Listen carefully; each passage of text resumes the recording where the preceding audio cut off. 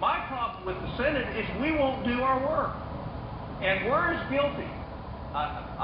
This is not partisan to me.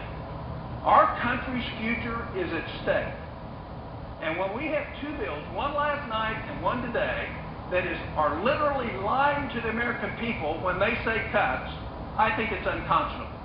Would the Senator further you? Well, let me finish if I will. I will give you a chance and I will yield back to you in a moment.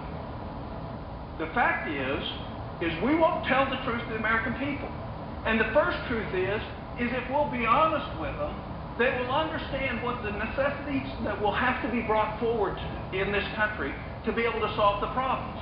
By denying what the problem is, we will never get the consensus in this country and the embrace of the American people to do what everybody in this body knows is eventually going to have to be done.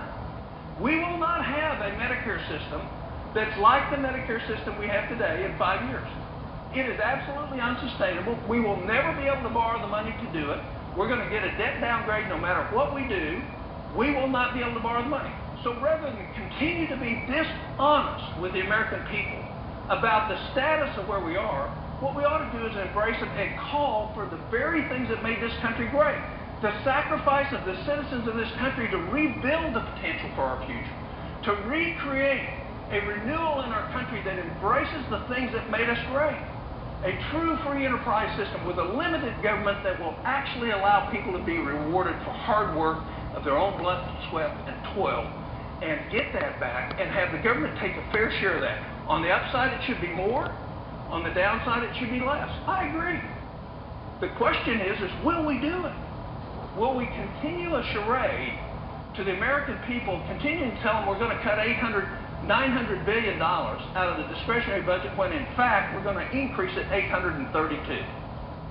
There's only $2 billion difference between Senator Reid's plan and Speaker Boehner's on discretionary spending, and both of them are untruthful to the American people. Both of them take the American people as a laugh. So we can wink and nod at you, we can tell you something that's not true, and we can walk out of here saying we spent less money. Well, you're only going to spend less money than what we planned to spend, which was way too much in the first place, which was totally unsustainable as well. So let's just be honest with them. Our deal is we don't have the courage to actually make the cuts that are listed in here. We don't have the courage to eliminate the waste. We don't have the courage to eliminate the duplication. Why? Because every one of these programs has a political backing. And we're politicians. And unfortunately, too often, we're that instead of statesmen. It's time for us, both sides, to lead this country.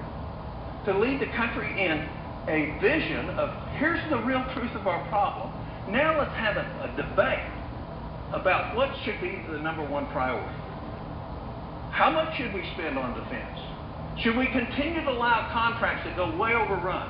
Should we continue to allow requirement creep in contracts, not just in defense, in Homeland Security, in HHS? We have the same problems we have in defense, we have it in all the other big agencies. We buy $64 billion worth of IT every year in this country, and $37 billion of it is wasted. Totally blown. Why? And what have we done about it? Not one thing. We can't afford the government we have today. The debate is about what will happen in the future, what will be the revenue increases, what will be the spending increases, but nobody's talking about decreasing the size of the federal government. We can't afford this government. We can't afford to continue to spend the money that we're spending. So I'll close with this.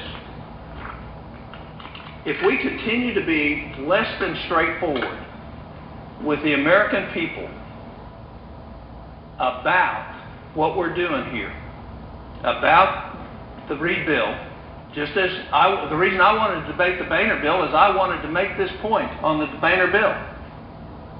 When we call something a cut of $900 billion, just because the CBO says we're going to spend $900 billion less than what we were planning to spend, but still $832 billion more than what we are spending now, that's not a cut anywhere except in Washington.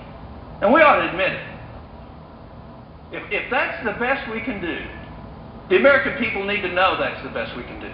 But we can't play the games anymore. I have another colleague, I think, that would like to speak, and with the remaining time, I would yield to her. Does the